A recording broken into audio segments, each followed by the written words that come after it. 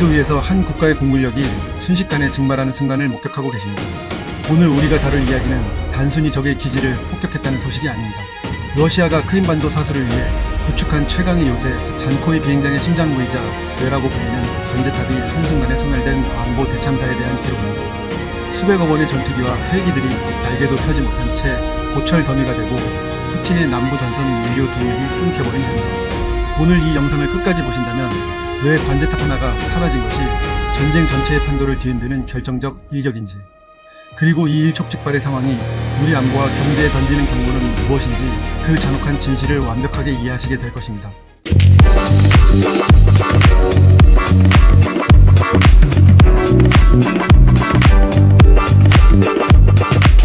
2026년 1월 20일 우크라이나 해군이 발표한 전율 돋는 전황 보고에서 시작됩니다.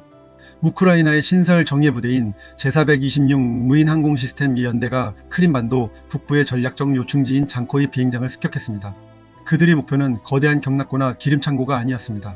바로 비행장의 모든 이착륙과 작전을 통제하는 심장부 즉 관제탑과 지휘본부였습니다. 현대전에서 비행장의 관제탑은 단순히 눈으로 비행기를 바라보는 장소가 아닙니다. 이곳은 레이더 화면과 정밀 기상 관측기 그리고 수백 개의 통신 장비와 연결된 수 킬로미터의 케이블이 집약된 비행장의 뇌 그 자체입니다. 관제탑이 사라졌다는 것은 곧 비행장이 지능을 잃고 뇌사 상태에 빠졌음을 의미합니다. 상상해 보십시오.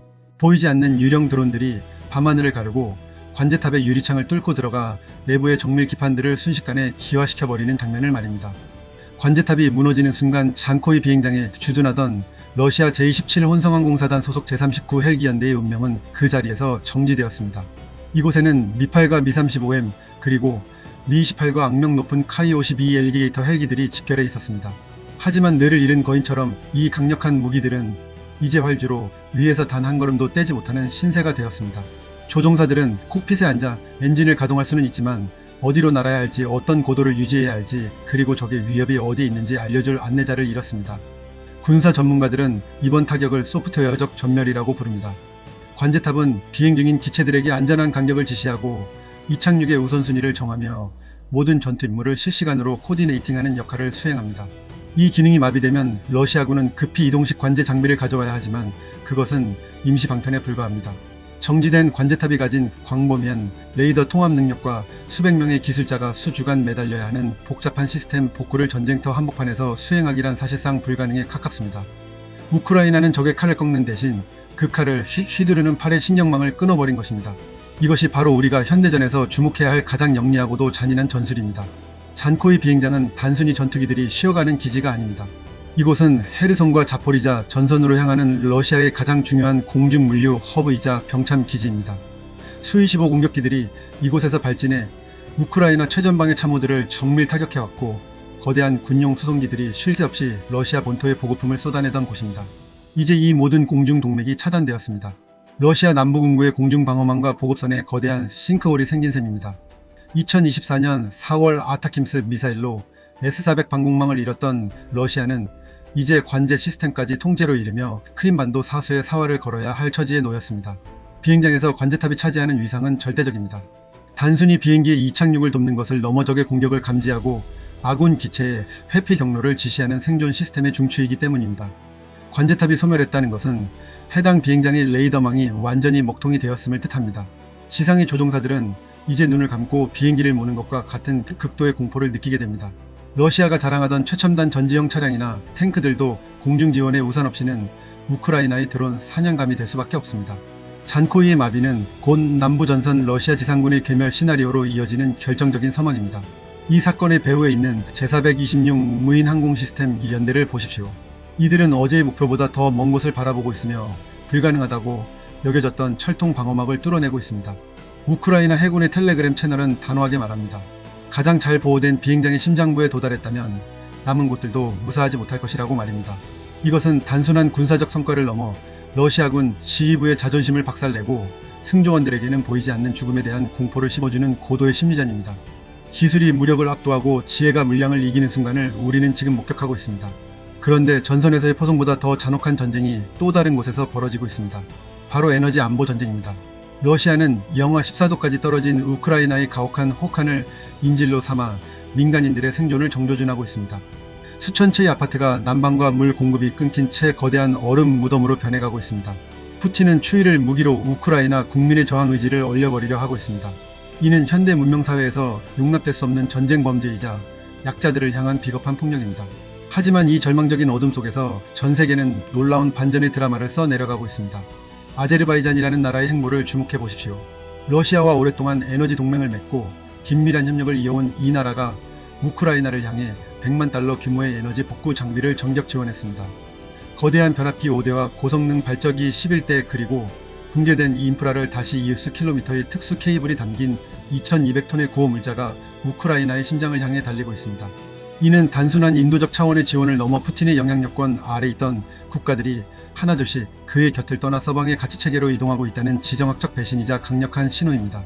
아제르바이잔은 2022년 3월 전쟁 초기부터 지금까지 총 143차례나 생명줄 같은 물자를 보내며 우크라이나의 에너지 회복력을 지탱해왔습니다. 서유럽의 끝단에 있는 아일랜드 역시 2,500만 유로라는 천문학적인 금액을 우크라이나 에너지 지원 기금에 흔쾌히 내놓았습니다. 슬로바키아와 체코 등 러시아의 위협을 피부로 느끼는 인접 국가들도 매일같이 발전기와 의료 장비를 실은 트럭 행렬을 보내고 있습니다. 전 세계가 우크라이나의 등 뒤에서 따뜻한 연대의 온기를 전하며 러시아의 동결 전술에 정면으로 맞서고 있습니다. 푸틴이 에너지를 무기화하여 우크라이나를 굴복시키려 했으나 오히려 국제사회의 더 강력한 결속과 지원이라는 역풍을 맞게 된 것입니다. 이것이 바로 우리가 지금 이 순간 놓치지 말아야 할 국제정세의 거대한 흐름입니다. 지정학적 관점에서 분석해본다면 잔코이 비행장의 마비와 글로벌 에너지 지원은 하나의 정교한 사슬처럼 연결되어 있습니다. 러시아의 군사적 우위는 통제 시스템의 붕괴로 밑바닥부터 흔들리고 있으며 그들의 외교적 고립은 에너지라는 마지막 카드조차 무력하게 만들고 있습니다.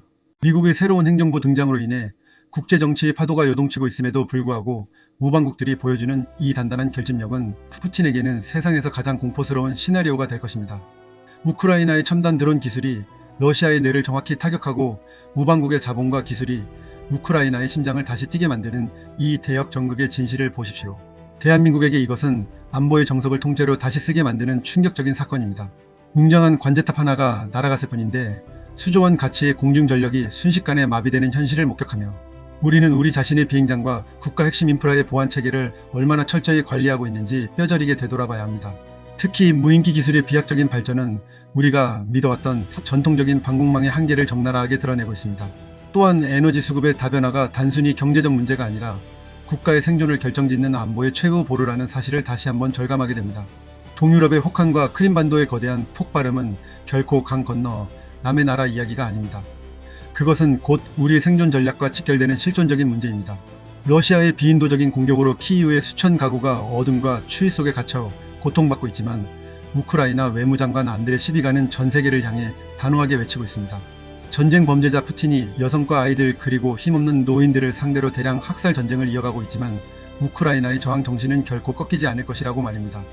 고통스러운 영하 14도의 기온 속에서도 우크라이나인들은 아제르바이잔이 보내온 발전기를 돌리며 내일의 희망을 설계하고 있습니다.